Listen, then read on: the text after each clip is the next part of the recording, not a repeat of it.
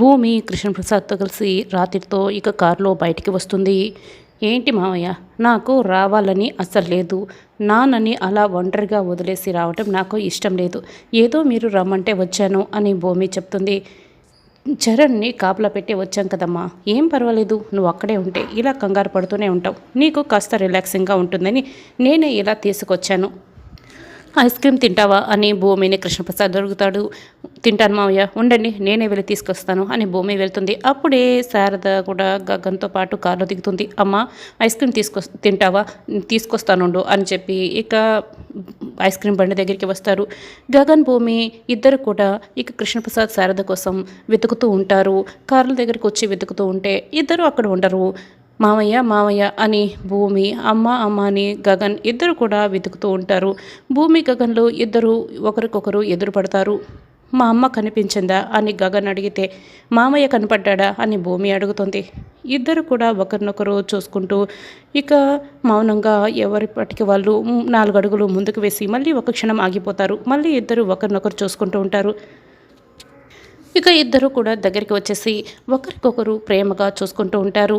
దూరం నుంచి Krishnaprasad Sharada ice cream తింటూ వాళ్ళిద్దరిని చూస్తూ వాళ్ళిద్దరూ మాట్లాడుకోవడం చూసి చాలా సంతోషపడుతూ ఉంటారు. ఎలా ఉన్నావు భూమి అని గగన్ అడిగితే బాగున్నాను, మీరెలా ఉన్నారు అని భూమి అడుగుతుంది. బాగున్నాను, నువ్వు ఆ ఇంట్లో ఉండదు భూమి. అపూర్వ నిన్ను ప్రాణాలతో ఉండనివ్వదు, మళ్ళీ ప్రాణాలు తీయాలని చూస్తుంది. వచ్చేసే భూమి అని గగన్ చెప్తాడు. ప్రాణంగా ప్రేమిస్తున్నా మీరే నన్ను ఇంట్లో ఉండనివ్వలేదు అని భూమి చెప్తుంది. అవన్నీ మాట్లాడకు భూమి, నేను సేఫ్గా ఏదైనా హాస్టల్లో పెడతాను, నువ్వు అక్కడ ఉండొచ్చు అని గగన్ చెప్తాడు. నాన్నని వదిలేసి నేనెందుకు వెళ్తానండి, నేను వెళ్ళలేను అని భూమి అంటుంది. ఆయనకు కూడా ఏదో ఒక ఏర్పాటు చేస్తానులే అని గగన్ చెప్తాడు. ఏం అవసరం లేదు, నేను ఎక్కడికి వెళ్ళను. అయినా నాకేదైనా అయినా కూడా నన్ను ప్రాణంగా ప్రేమించే వ్యక్తి ఒకరున్నారులేండి, నాకు ఏం కాకుండా ఆయనే చూసుకుంటారులేండి అని భూమి చెప్తుంది. చూసేవా సరదా, ఇద్దరిని ఒకరినొకరు ఎదురుపడేలా చేస్తే ఎంత ప్రేమగా మాట్లాడుకుంటున్నారు అని కృష్ణప్రసాద్ చెప్తాడు. అవునండి, ఇదేదో బాగా వర్కౌట్ అయ్యేలా ఉంది అని శారద కూడా ఐస్ క్రీమ్ తింటూ ఇక వాళ్ళని చూసి చాలా సంతోషపడుతూ ఉంటుంది. ఏసీపీ నైని వంశీ అడుగుతుంటాడు. నన్ను ఎందుకు అరెస్ట్ చేశారు, నా బ్యాక్గ్రౌండ్ తెలియక మీరు నన్ను అరెస్ట్ చేసి తీసుకొచ్చినట్టున్నారు అని గదాయిస్తూ ఉంటే రాజేందర్ మనల్ని బాగా బెదిరిస్తున్నాడు అని నైని అంటుంది.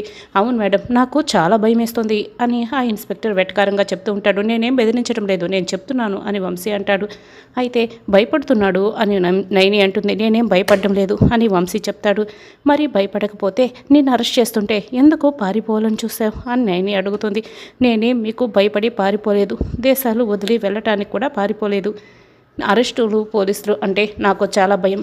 మా కేపీ మామయ్యకి చెప్తే ఆయనే అరెస్ట్ కాకుండా చూసుకుంటారని నేను పారిపోయాను అంతే అని వంశీ చెప్తాడు. అయితే శరత్చంద్ర గారిని చంపాలనుకున్న నిజాన్ని ఆయన కడుపులో దాచిపెట్టుకుంటాడా అని నయని అంటుంది. నేనెందుకు మా శరత్చంద్ర అంకుల్ని చంపాలనుకుంటాను అని వంశీ అడుగుతాడు. మరి ఆ రోజు రాత్రి గెస్ట్ హౌస్కి ఎందుకు వెళ్ళావు అని నయని అడుగుతుంది. నేనెందుకు వెళ్ళాను అని వంశీ ఇక అబద్ధం చెప్తూ ఉంటే రాజేంద్ర ఆ వీడియో చూపించు అని ఫోటోలో చూపించిన వీడియోని చూపిస్తూ ఉంటే అందులో వంశీ ముసుగు వేసుకొని పరిగెడుతూ ఉంటాడు. పోలీస్ వెనుకై పరిగెడుతూ ఉంటాడు. అది నేనేనన్న గ్యారంటీ ఏంటి, అందులో ఉన్నది నేను కాదు అని వంశీ చెప్తాడు. టెక్నాలజీ ఇంత పెరిగిన తర్వాత కూడా నువ్వు ఇలా బుకాయించడం అస్సలు బాగోలేదు వంశీ. రాజేందర్ ఇంకో వీడియో చూపించు అని దీప వంశీ ఇద్దరు కూడా మాట్లాడుకుంటున్న వీడియోనే ప్లే చేస్తారు. నువ్వు ఎవరో అమ్మాయితో మాట్లాడుతున్నావు, మీ ఇద్దరికి అక్రమ సంబంధం ఉందని చెప్పి శరత్చంద్ర గారు నీపై కోప్పడ్డారు, నిన్ను కొట్టను కూడా కొట్టారు. అది మనసులో పెట్టుకొని నువ్వు గెస్ట్ హౌస్కి చంపడానికి వెళ్ళావు అని నేనే చెప్తుంది. లేదు, నేను చంపడానికి వెళ్ళలేదు అని ఇక వంశీ చెప్తాడు. అసలు ఇప్పటి వరకు నేను వెళ్ళనేలేదని చెప్పావు, ఇప్పుడు చంపడానికి వెళ్ళలేదని చెప్పావని ఒప్పుకుంటున్నావా అని ఏసీపీ నైని అడుగుతుంది.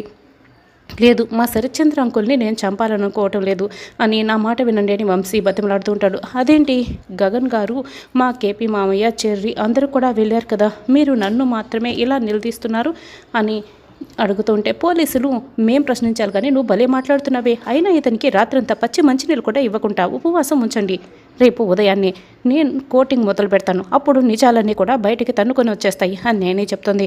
అయ్యో, నేను చంపడానికి వెళ్ళలేదు, నన్ను వదిలేయండి అని వంశీ బతిమలాడుకుంటూ ఉంటే నా లాకప్లో పెట్టేయండి అని నైని వెళ్ళిపోతుంది. ఇక ఉదయం అవగానే భూమి భరతనాట్యం చేస్తూ ఉంటుంది. ఏంటి పొద్దు పొద్దున్నే ఈ సాంగ్ అని అనుకుంటూ ఏం జరుగుతుందో లోపలికి వెళ్ళి చూద్దాం పద అని నక్షత్ర, గోరింటాకు, అపూర్వ అనుకుని లోపలికి వస్తారు. భూమి అయితే శోభచంద్ర ఫోటో ముందు భరతనాట్యం చేస్తూ ఉంటుంది. అందరూ కూడా చాలా సంతోషపడుతూ చూస్తూ ఉంటారు.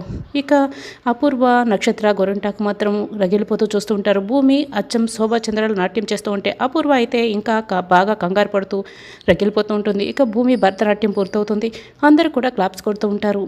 భూమి, మా శోభచంద్ర వదిన్ని చూసినట్లుందమ్మా, మా శోభచంద్ర వదిన్ని నువ్వు మళ్ళీ గుర్తు చేసావు అని మీరా అయితే చాలా సంతోషపడుతూ భూమిని హక్ చేసుకుంటుంది. ఏం వదినా, అలాగే చేసింది కదా అని మీరా అంటుంది. నాకు ఈ ఆనందాన్ని ఎలా ఎక్స్ప్రెస్ చేయాలో అర్థం కావటం లేదు అని అపూర్వ చెప్తుంది. అమ్మాయి, నువ్వు అంతకు మించి ఇంకొక మాట కూడా మాట్లాడుకో, నీ ఉక్రోషం అందరికీ తెలిసిపోతుంది అని గోరింటాకు చెప్తుంది. అపూర్వ ఇక గోరింటాకు, నక్షత్ర లోపలికి వెళ్ళగానే నువ్వు డిఎన్ఏ టెస్టులు అవన్నీ కూడా ఏమీ అవసరం లేదమ్మా, నువ్వు శరత్చంద్ర గారి కూతురు, శోభాచంద్ర గారి కూతురు అని ఈ నాట్యం చూస్తే తెలిసిపోతుంది అని కృష్ణప్రసాద్ చెప్తాడు. భూమి, నువ్వు చాలా బాగా చేసావు భూమి, నేను మా అత్తయ్య నాట్యం చూడలేకపోయినా నీ డాన్స్ చూశాను, థ్యాంక్ యూ సో మచ్ భూమి, నువ్వు నాట్యం చేసినందుకు అని చరణ్ చెప్తూ ఉంటే నాకు ఏదో ఒకటి మాట్లాడాలనుంది కానీ మాటలు రావటం లేదు అని బిందు చెప్తుంది. ఇట్స్ ఓకే అని భూమి చెప్తుంది.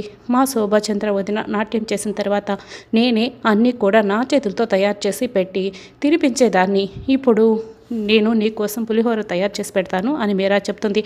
ఆవిడ చాలా డైట్ కూడా మెయింటైన్ చేసేది, ఇక ఓట్స్ అవి ఇవి అన్నీ చాలా హెల్త్ కోసం పాటిస్తుండేవి, నేను మాత్రం పులిహోర తయారు చేసి పెడతాను నీకోసం అని మీరా చెప్తుంది. మీరంతా ఇంత ప్రేమాభిమానాలు చూపిస్తూ ఉంటే నేను ఎందుకు కాదంటాను, అలాగే అని భూమి చెప్తుంది. ఇక కృష్ణప్రసాద్ అపూర్వ దగ్గరికి వస్తాడు. ఏంటి అపూర్వ గారు, మీకు లోపల బాగా రగిలిపోతున్నట్టుంది, మండిపోతుంది కదా, పైకి నటిస్తున్నారు కదా అని కృష్ణప్రసాద్ చెప్తాడు. ఓ తెలిసిపోయిందా కేపీ నీకు అని అపూర్వ అంటుంది.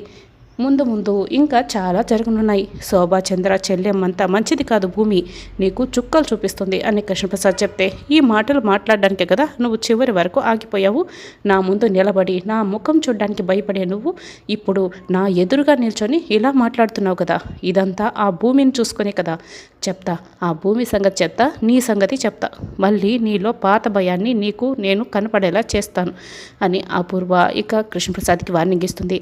వసే శోభాచంద్ర, నీ అడ్డు తొలగిపోయిందంటే, నీ కూతుర్ని ఇలా పంపించావు కదా, ఈ విషయం నాకు ముందే తెలుసుంటే కూతురు బయటకు వచ్చిన తర్వాత ఇద్దరిని కలిపి కాల్చేసేదాన్ని అని అపూర్వ అనుకుంటుంది. ఇక నైని వంశీని బాగా కొడుతూ ఉంటుంది. మేడం చెప్తాను, నిజం చెప్తా మేడం అని ఆ దెబ్బల్ని తట్టుకోలేక వంశీ అరుస్తూ దండం పెడతాడు. దెబ్బ తగిలితే కానీ నువ్వు నీ నోటి నుంచి నిజం రాదన్నమాట, నిజం చెప్పు అని నైని అడుగుతుంది. నేను మా అంకుల్ని చంపాలనుకోలేదు మేడం, నా ఎక్స్ గర్ల్ ఫ్రెండ్తో నేను మాట్లాడడం మా అంకుల్ చూసేశారు, ఇక తర్వాత నేను ఆయనతో మాట్లాడదామని గెస్ట్ హౌస్కి వెళ్ళాను అని అప్పుడు జరిగిందంతా చూపిస్తూ ఉంటారు. వంశీ వచ్చేలోపే శరత్చంద్రని ఎవరో పొడి చేస్తారు, అక్కడ పడేసి వెళ్ళుంటారు. రక్తపు మడుగులో ఉన్న శరత్చంద్ర దగ్గరికి వెళ్ళి అంకుల్ అని తిప్పిచొడుగా ఇక రక్తపు మడుగులో శరత్చంద్ర పడి ఉంటాడు. ఇంతే మేడం జరిగింది, నేనేం చేయలేదు మేడం అని వంశీ చెప్తాడు. ఇక బాధపడుతూ ఏడుస్తూ ఉంటాడు.